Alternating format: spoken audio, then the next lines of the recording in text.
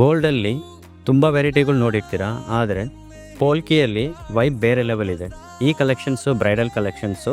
ಇದರಲ್ಲಿ ನಿಮಗೆ set jhumka with bangles ಬರುತ್ತೆ. Antique polish with Colombia emerald, cut diamond, polki diamond ಇರುತ್ತೆ. ಇಂಥ ಬೀಟ್ಸಲ್ಲಿ ನಿಮಗೆ ಟರ್ಮಲಿನ್ ಬೀಟ್ಸ್ ಇರುತ್ತೆ. ಸ್ಮಾಲ್ ಕಲ್ಚರ್ ಪಾಲ್ ಇದೆ.